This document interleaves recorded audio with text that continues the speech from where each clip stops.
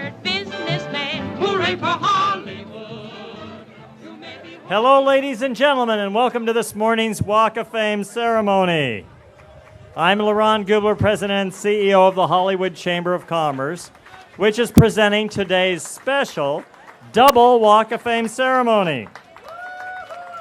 Today, we are delighted to honor two of Hollywood's most beloved performers. We will be honoring Goldie Hawn and Kurt Russell.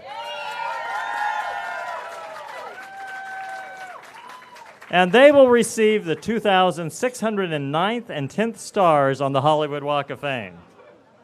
Now, first, let me start by telling you a little bit about Goldie Hawn.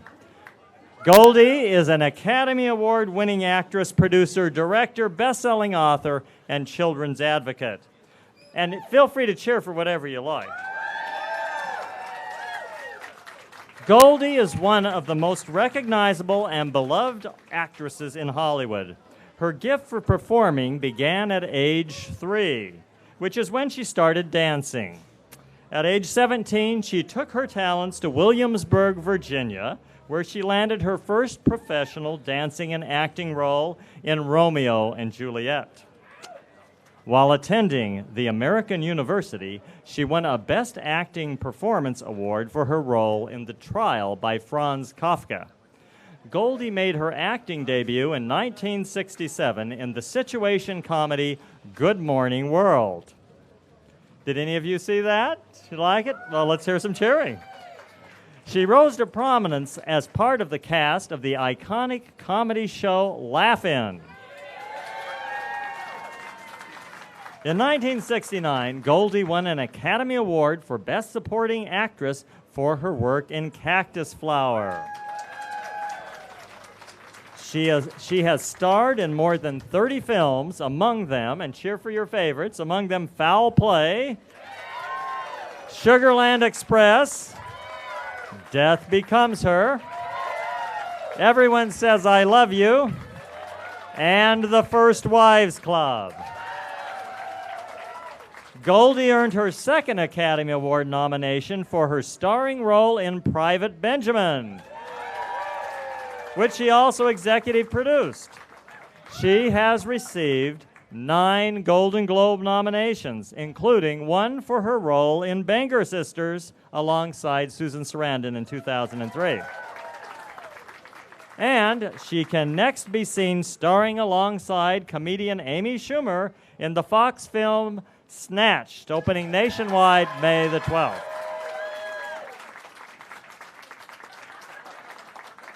Goldie has produced many other films for movies and television, such as Protocol, Wildcats, Overboard, My Blue Heaven, Something to Talk About, When Billy Beat Bobby, The Matthew Shepard Story, and Mad Money.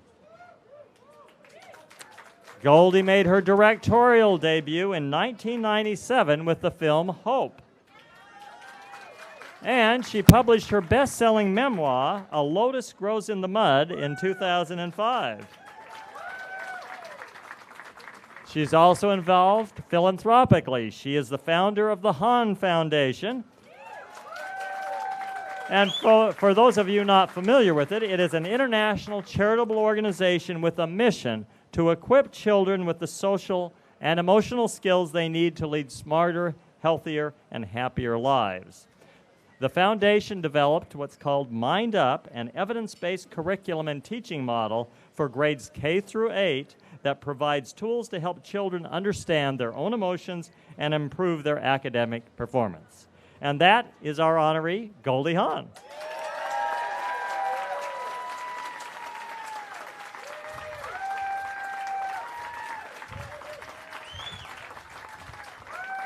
Now, our next honoree is Kurt Russell.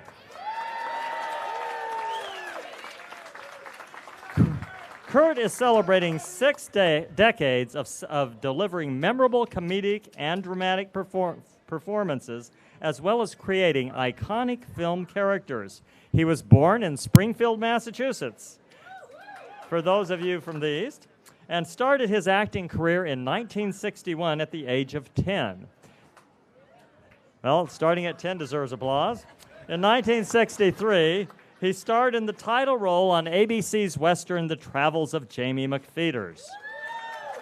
And throughout his early years, he appeared in some of television's most storied shows, including Gilligan's Island, The Man from U.N.C.L.E., Lost in Space, Daniel Boone, Gunsmoke, and Love American Style, among many others.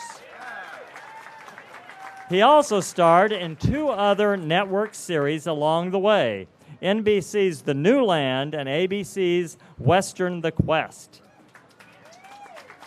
Now, he also began one of the longest-lasting relationships in movie history between an actor and a studio with the Walt Disney Studio. Signed by Walt Disney himself to a 7-year exclusive contract, Kurt first starred with Fred MacMurray and Vera Miles in 1966's Follow Me Boys. And for that performance, he was singled out as the newcomer of the year. Over the next 40-plus years, Kurt would star or co-star in Disney films 16 times, while also starring in many other Wonderful World of Color television specials.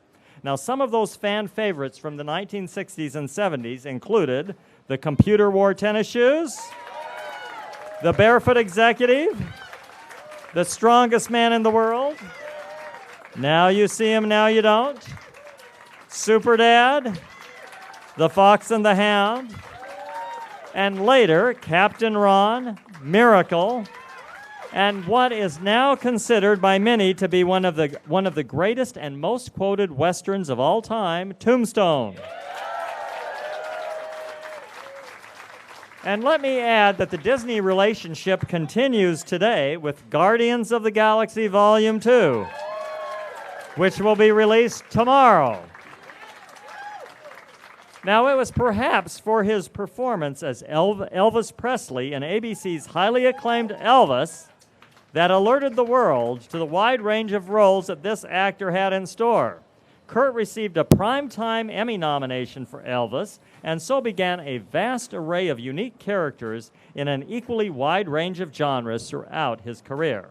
Other films include, and cheer for your favorites, Used Cars, Escape from New York, The Thing, Silkwood, and Swing Shift.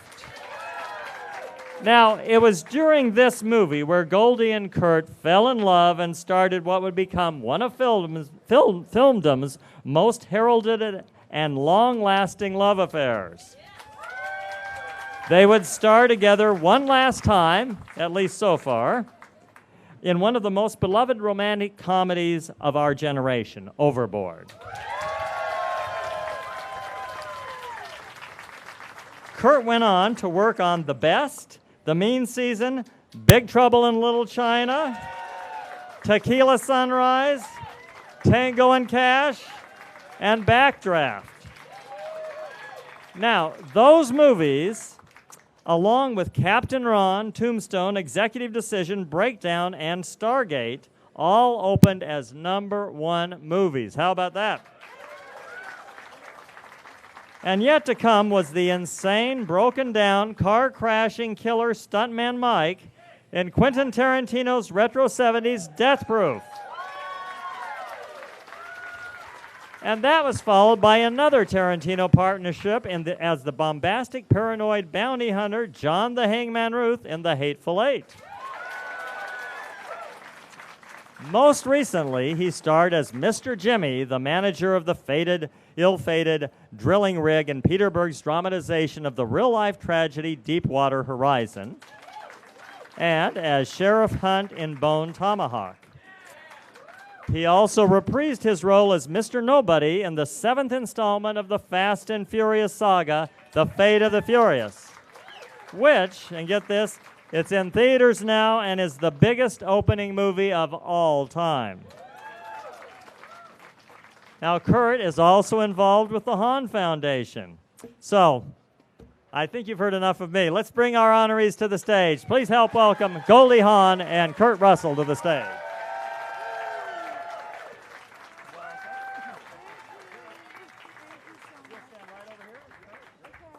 Right over here. Now, before you get to hear from Goldie and Kurt, we have a few guest speakers. Our first speaker today, who is speaking for Kurt, has a vibrant imagination and a dedication to richly layered storytelling. He is a filmmaker, writer-director who has established himself as one of the most celebrated filmmakers of his generation. His films include The Hateful Eight, Django Unchained, Inglourious Bastards, Kill Bill Volumes 1 and 2, and many more. Please welcome Walk of Famer Quentin Tarantino to the stage.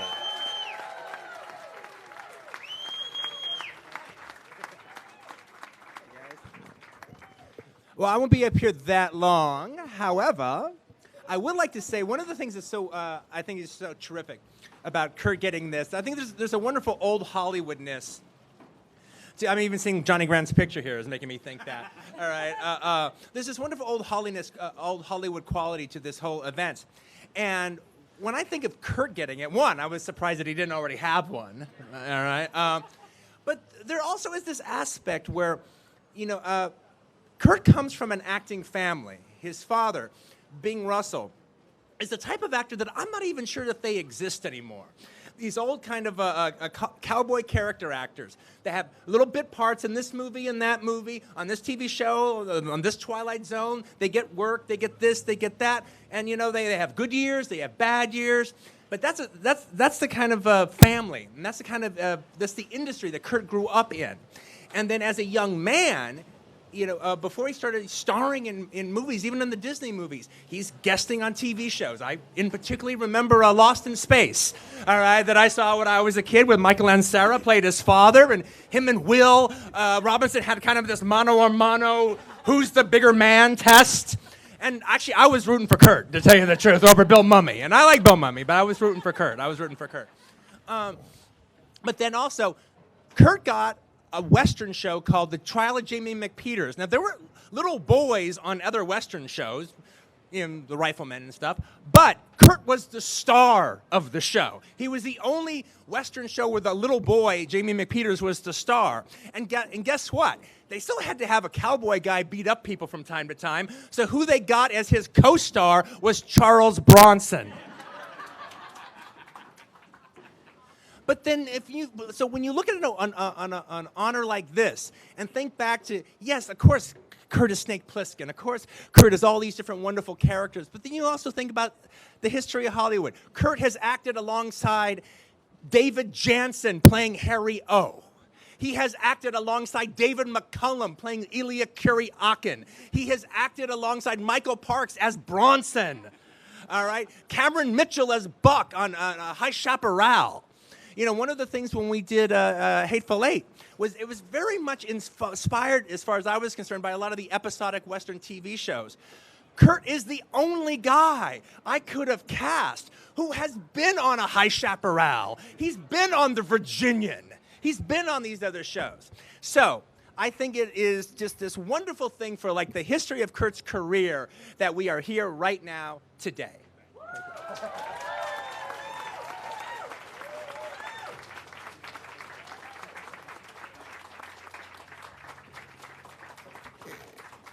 Thank you, Quentin. Well, speaking for Goldie is an Academy Award winner who has created the kind of unforgettable characters that connect with critics and audiences alike, making her one of Hollywood's most sought-after actresses. She most recently wrapped production on Disney's A Wrinkle in Time and can next be seen in the feature Home Again. Her many films include Sing, Wild, Walk the Line, Hot Pursuit, Inherent Vice, Water for Elephants, Sweet Home Alabama, and the breakout hits Legally Blonde and Legally Blonde 2, where she played the lovable Elle Woods. Please welcome Walk of Famer Reese Witherspoon.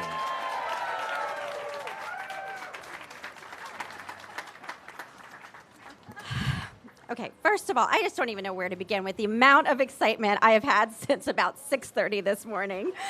I had to go down and make an I Love Goldie button because I am literally her biggest fan. And really, I mean it. I mean, if you don't believe me, my very first email address was overboard@aol.com. Okay? That's how much I love these two people. Really. Second of all, I can't believe Goldie actually texted me about a month ago and asked me to be here. Huge honor. And I hope it's not weird that I printed out a text and I framed it and I put it on my wall. The first time I ever fell in love with a movie star, it was Goldie Hawn. Oh my gosh, I'm going to try not to cry. It was 1986, and my dad took me to see Wildcats, where she played Molly McGrath, a down-on-her-luck single mom trying to become a football coach at a rough inner-city high school. And this was the 80s, guys, and the idea of a petite blonde lady coaching an inner-city football team was laughable. She could be a teacher, maybe, or the love interest, sure, but an athletic coach, this was high comedy. I probably don't need to tell this whole crowd that this movie is hysterical. It showcases the early talents of Woody Harrelson and Wesley Snipes, among others, but it was Goldie that won my heart. Molly McGrath loved football, and she wanted to coach a team, and she didn't care what anybody else thought she could do or couldn't do. She was young and beautiful and hilarious and brave. And it's hard to articulate how important this was for me, a tiny blonde girl, just to see this woman on screen. And I'd always been just sort of described as, bossy and that I talked a lot. And then I was seeing this person that was just like me. And she just stood up for herself, and she refused to apologize for what she wanted or how hard she was willing to work for it. And I saw that you could be feminine and funny and tough and warm. My favorite line is when she beats Wesley Snipes in a race. And I'm going to keep it G-rated, but he turns to her and he goes, F you! And she just turns around and she gives him eyes and she goes, F you what?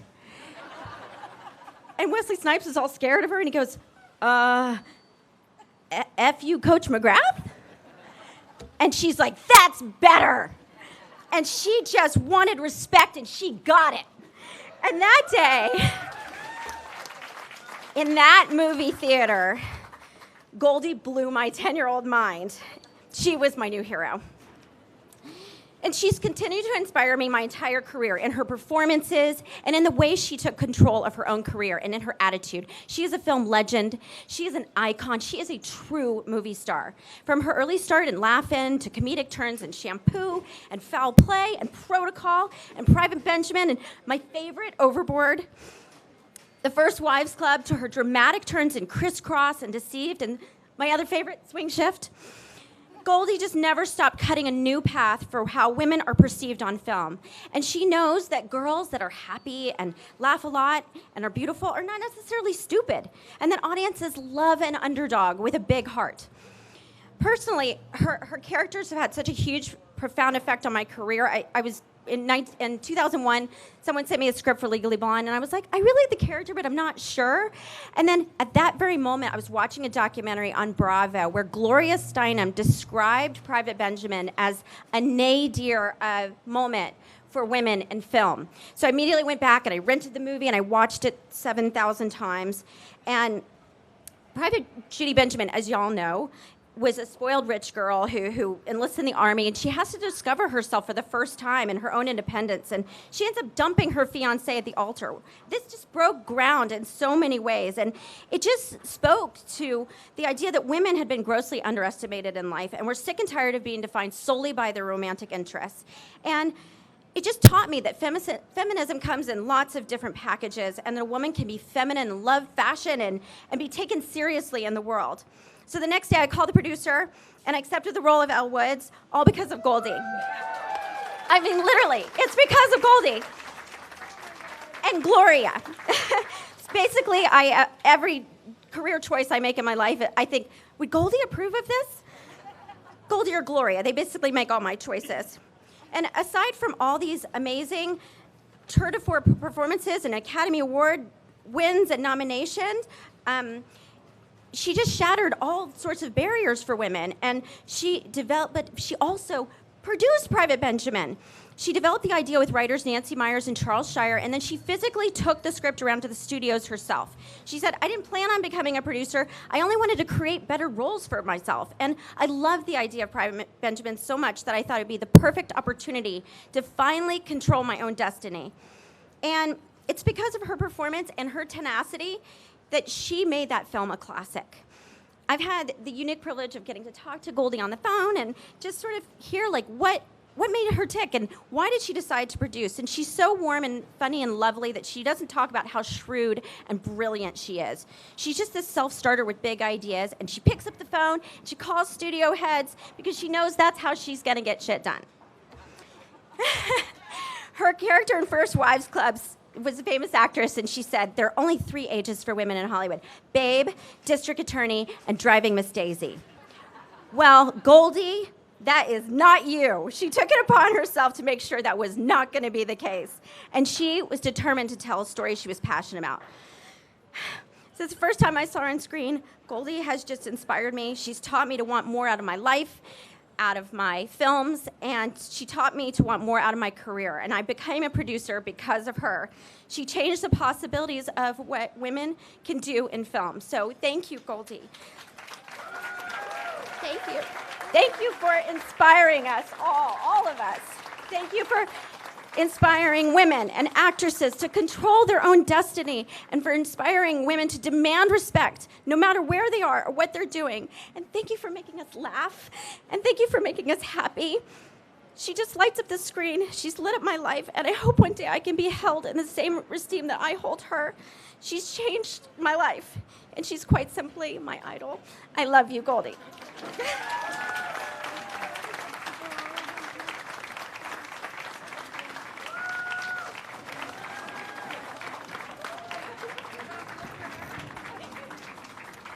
Thank you, Reese.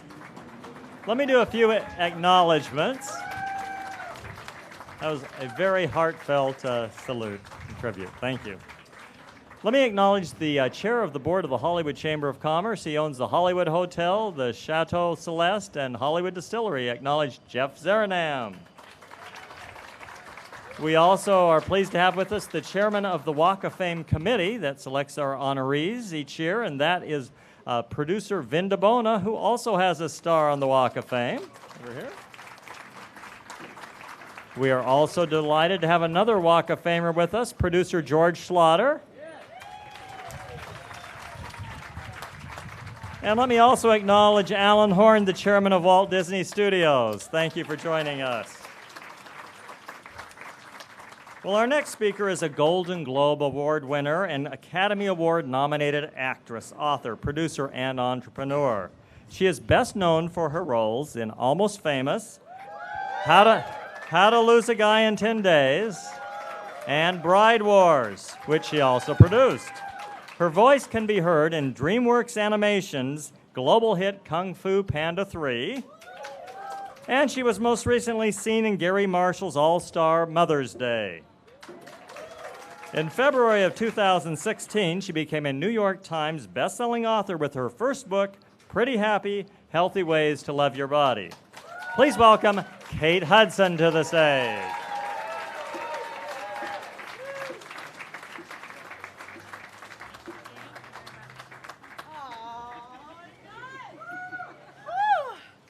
I didn't realize my parents were going to be standing right next to me.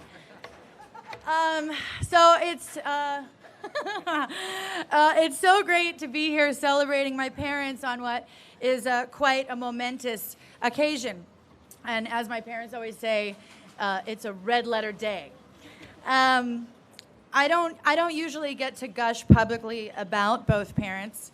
And as I was really slotted in to talk mostly about my beautiful mother, I felt that from my point of view, it wouldn't make much sense to solely focus on one parent, as I have two, and they're both here, and we're all here celebrating their contribution to the arts and the silver screen. I always thought I'd be talking about them at like a wedding or something, but since a wedding doesn't seem to be in our near future ever, this may be my only opportunity. So this is amazing, but see, in our family, we don't really massage each other's egos, right? It's like not how we do things. our work, when we talk about our work, we don't go into it in much depth. It's sort of like, hey, that movie was awesome, Pa, Mom, Ollie, Wyatt, or it's like, yeah, that was a good one, but that's not the best.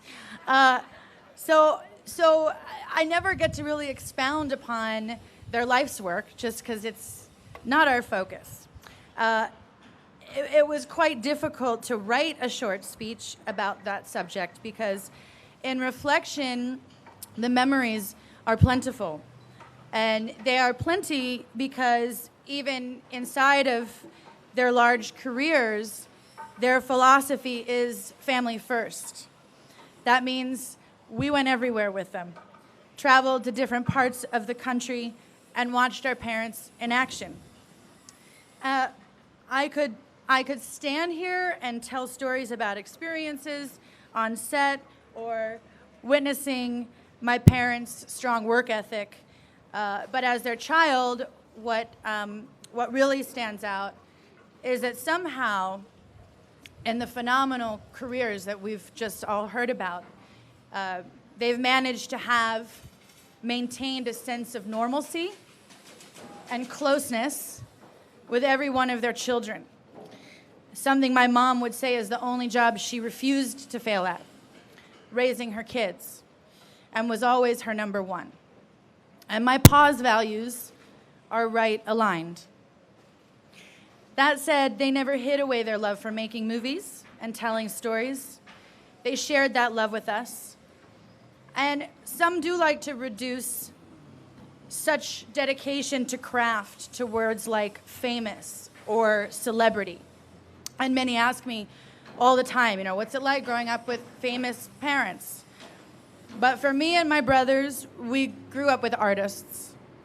They put their heart into telling the stories that have become classics of our time, like The Thing, Shampoo, Escape from New York, Private Benjamin, Overboard. And they just keep going, and they just keep making them.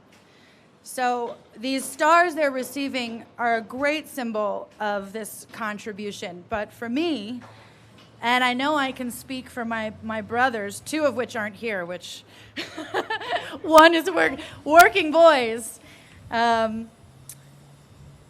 that these shining stars standing next to me that we call our parents, their real legacy is what they have instilled in us kids. Our tribe that they created, that they so vehemently protect and defend, the relationship they fiercely refuse to lose sight of together, and the deep feeling of love and nurturing they reserve for the most important thing we have in this life, family. So that's what these stars represent to me forever. Thank you, guys. I love you so much.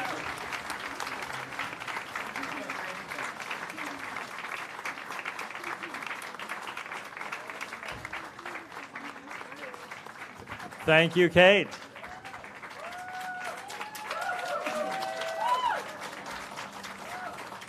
Well, you see a lot of new construction around Hollywood and cranes right across the street from us.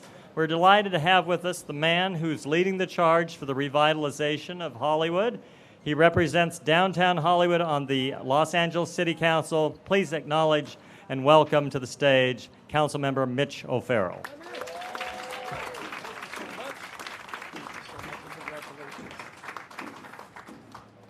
Thank you so much, LaRon. How about a big round of applause for the Hollywood Chamber of Commerce for doing these star events,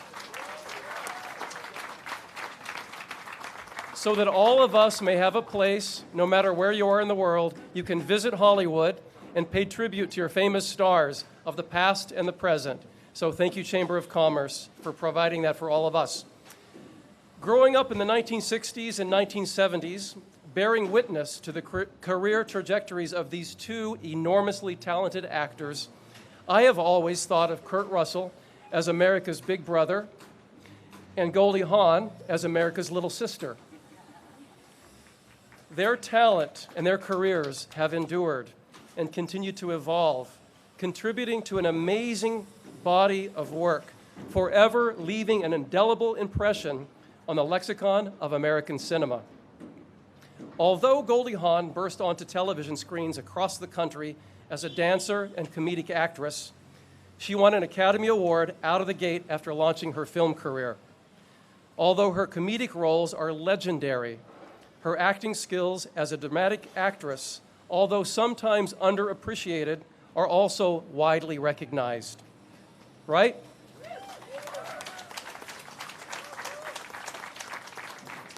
Goldie Hawn never allowed herself to be defined in any one genre and has always displayed a limitless depth of character in any role she plays. Although Kurt Russell became synonymous with Disney Studios as a young actor, making some of the classic family films that we all enjoy to this day, he transitioned into a series film roles. And no matter the characters he plays, always reveals a rich inner life far beyond the written dialogue, providing an authenticity audiences continue to enjoy and the entertainment industry deeply respects.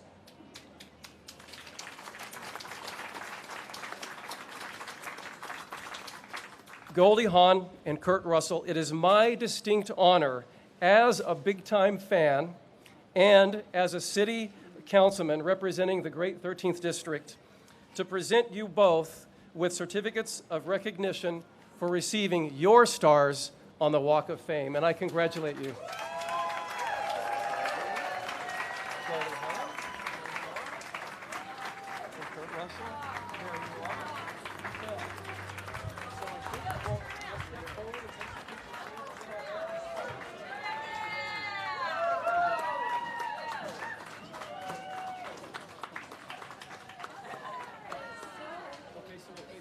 Have to face the cameras now.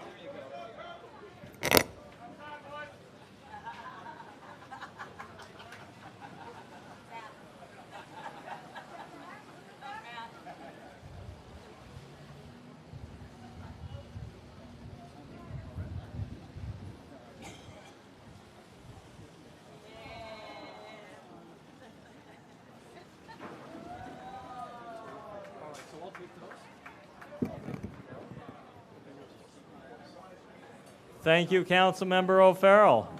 So we have heard some amazing tributes thus far, haven't we? But we know who you're really waiting to hear from, our honorees. So it's your turn to speak. Why don't we have Goldie go first and then Kurt?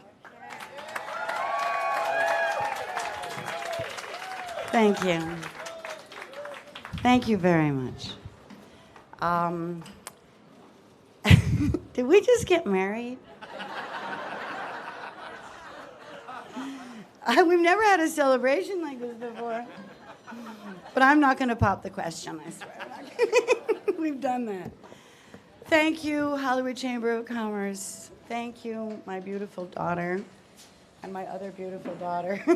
I've got, oh my God. I was very, very emotional. I didn't think I was going to be emotional today. Obviously, we're doing a lot of things and we're busy.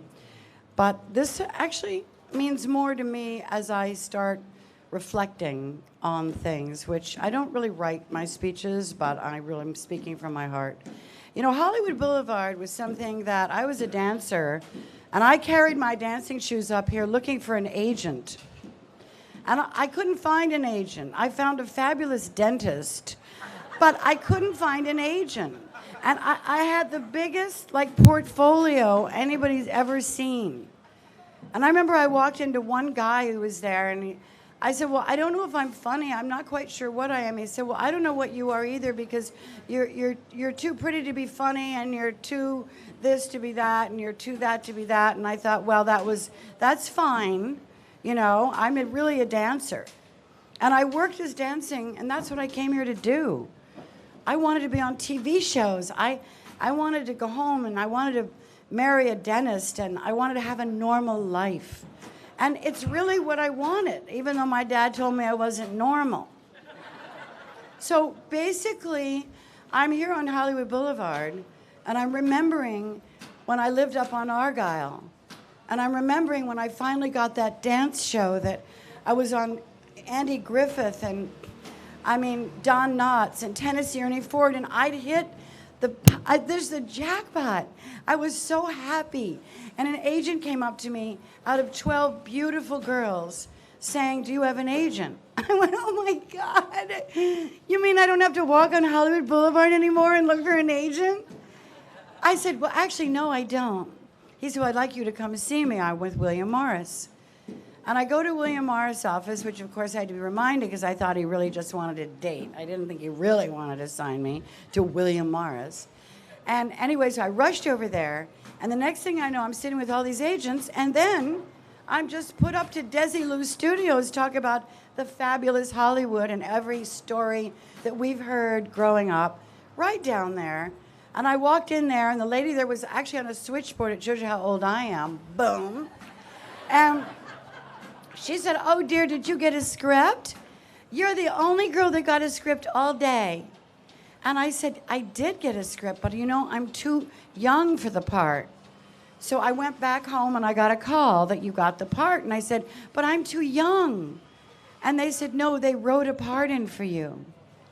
So as we start talking about life, stardom, destiny, all the things that you say, what does this mean to you? What does this star mean to you?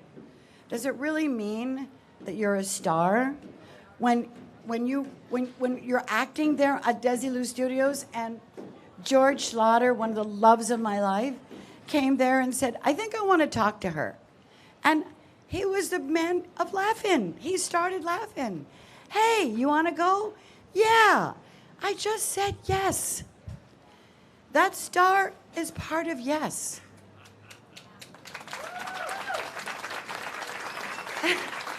And then there it goes laughing. And I'll tell you guys, I really went through something then because I didn't know what it meant to be a star. I didn't know what it meant to be known. I didn't know what it meant to be signing autographs when people didn't know who I was. So I had to figure out who I was. Am I that Goldie? Am I that Goldie? Am I that Goldie? So the question at that time in my life was, I wasn't a star. I was trying to figure out who I was. And that to me is what I look at as I look at this star and I say, who am I? I didn't get my white picket fence, but I got a beautiful house. I said yes to Kurt Russell on Swing Shift. I said yes to a few other men, but I said yes to Bill Hudson. And without Bill, I would never have Katie and Oliver. Everything we do in our life, all of us, by saying yes, can lead us to that star. I wish my mom and my dad could see me because I know that they would be really happy for me. And we wouldn't believe it, that this little girl that danced in the living room that wanted a regular life didn't quite get that. But I got a hell of a lot more. Thanks.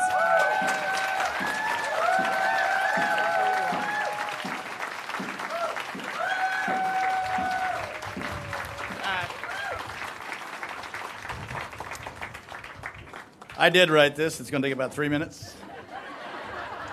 I'll own up to it right now. So, now, if you need someone to speak for you at something like this, you'd like to have someone who's good with words, who has a great appreciation and connection to the motion picture industry. An unabashed showman would be nice, but someone who will cast aside the imposition of the request to appear. For that, you need a friend. So, Quentin, thanks for being all of the above, but especially for being my good friend. Thank you.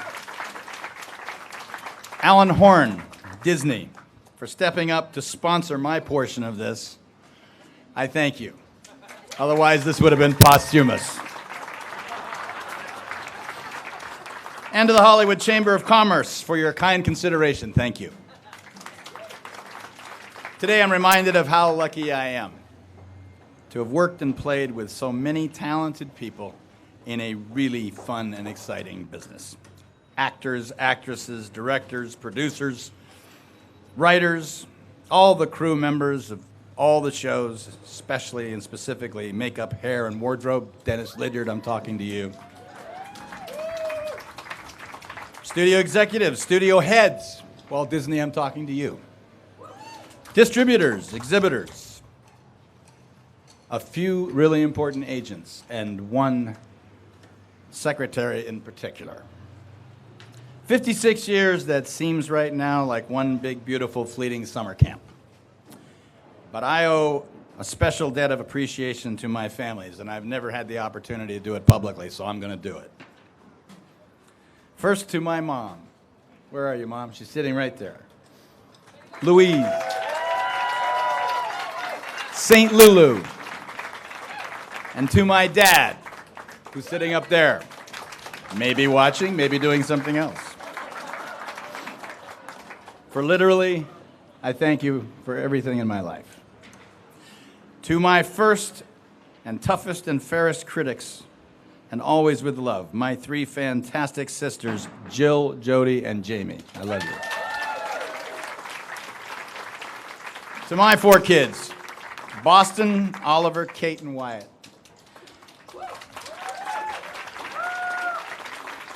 Any father would be blessed to be gifted with the pure joy and lifetime of love any one of you have brought to me. To be gifted with four is a familial embarrassment of riches. I love you all. Of course, none of that would have happened to me if it were not for you, Goldie. To you, I owe my wonderful life. Simply put, Goldie, I cherish you. And all the stars in the sky or on the boulevard can't hold a candle to that.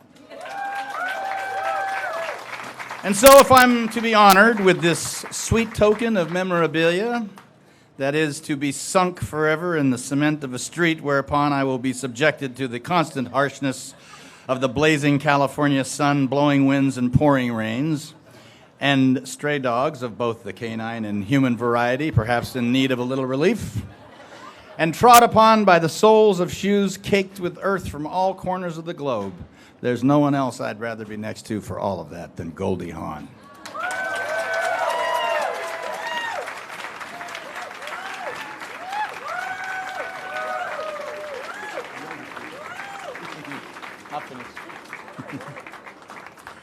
And finally, to those of you who, perhaps like me, are crazy, madly, and deeply in love with motion pictures, remember this. The first part's Albert Schweitzer, the second part's Kurt Russell. If you feel that light in your life going out, it can be blown again into flame by an encounter with another human being, even if that human being may exist only in the magical, mystical, magnificent world of motion pictures. So thank you all for coming. I'll see you tomorrow, not as me, but as someone far more impressive, as Ego the Living Planet in Guardians of the Galaxy Volume 2. See you in the movies. All right. Well, it's time to unveil the stars, and we will be unveiling Goldie's star first, followed by Kurt's, and we'd ask all of our speakers to join us for the unveiling. So come on down.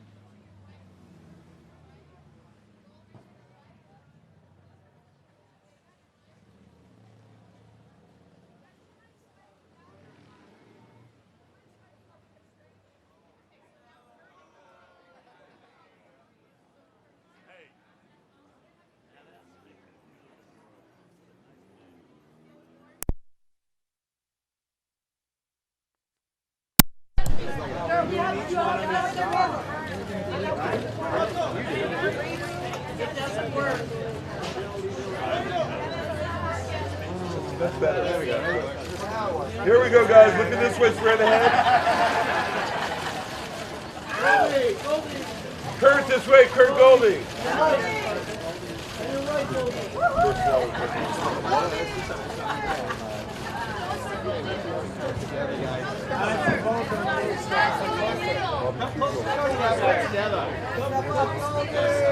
Yeah, that's it. There you go, that's good. There you go. Kurt Goldie, straight ahead. Kurt and Goldie, straight ahead. Kurt. No. Just to your left, little guys. That's it.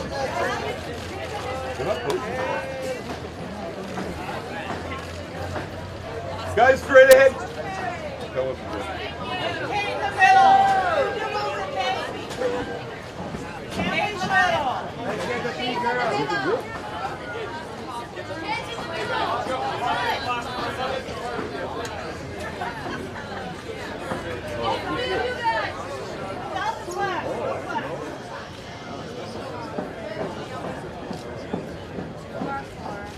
Here we go, straight ahead, everyone. Goldie.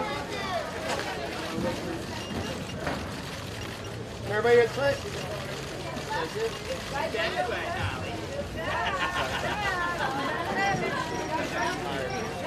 Kurt Goldie, straight ahead. You're right there. To the right. To the right. To the right. Now do the call now. To the right, please.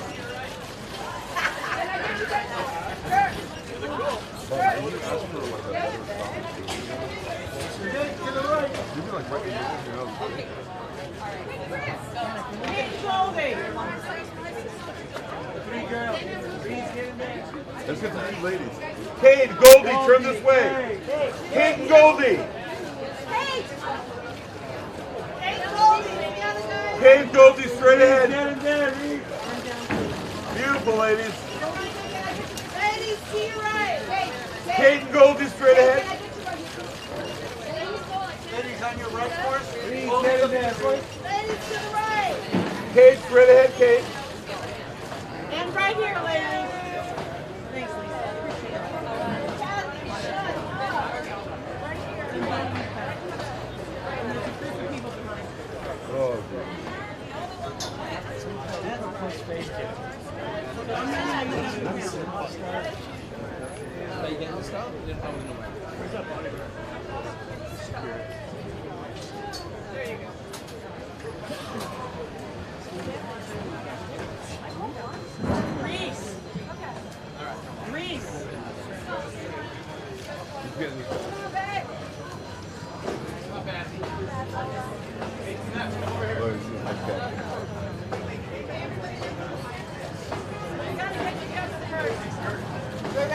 Straight ahead, everyone. Kurt.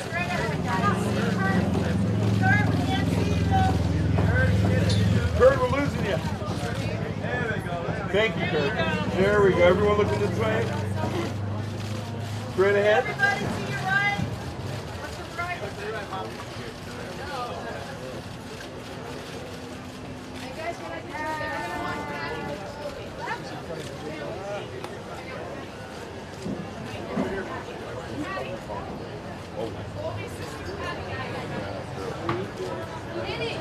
Kate.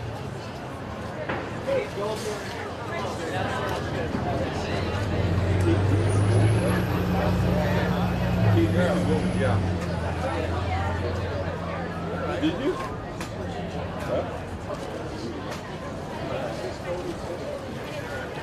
Huh?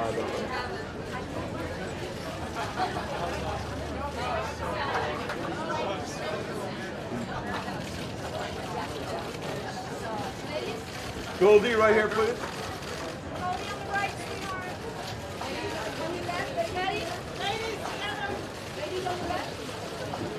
Ladies, one more time, straight ahead.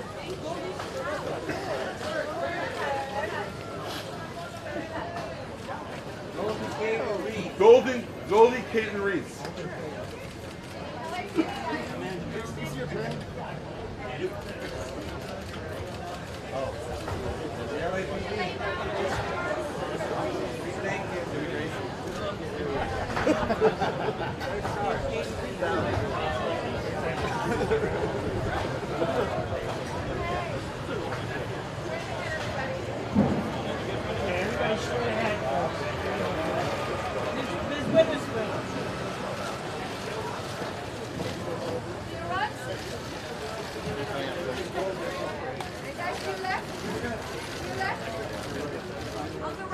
Straight ahead.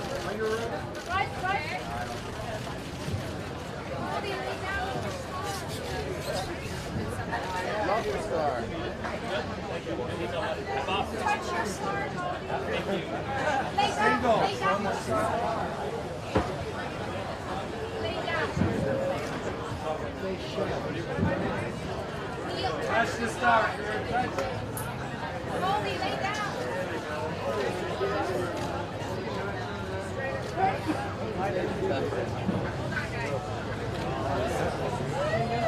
Oh yeah. I know. You're right there. Goldie straight ahead, Kurt. Kurt and Goldie straight ahead. Goldie, you're right.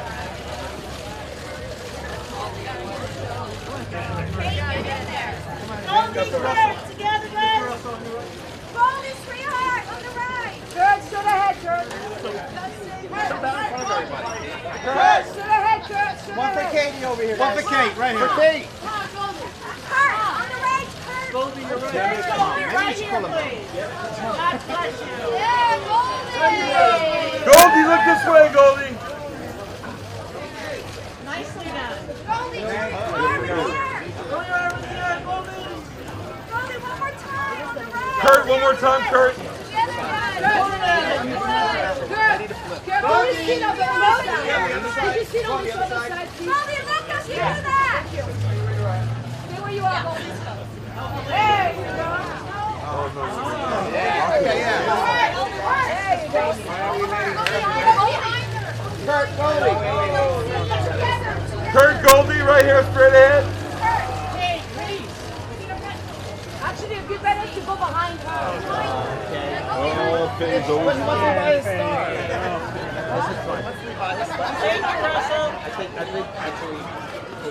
Right here, guys, Goldie. I know. She's right. Goldie and Kurt, straight ahead. Give her a kiss, Kurt. Give her a kiss. Give her a kiss, Kurt. Give her a kiss, Kurt. Give her a kiss, Kurt. Give her a kiss. You're just jealous. Kiss, kiss, yes. You guys got it.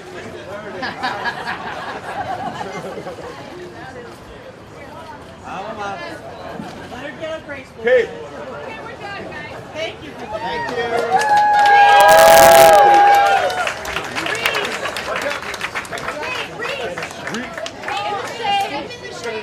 One shot is the shade. The girls, let's get the girls. Let's get the girls together. Just the girls. Why?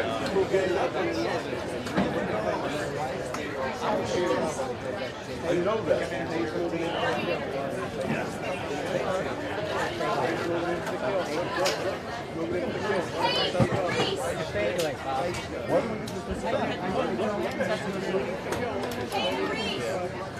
Charles.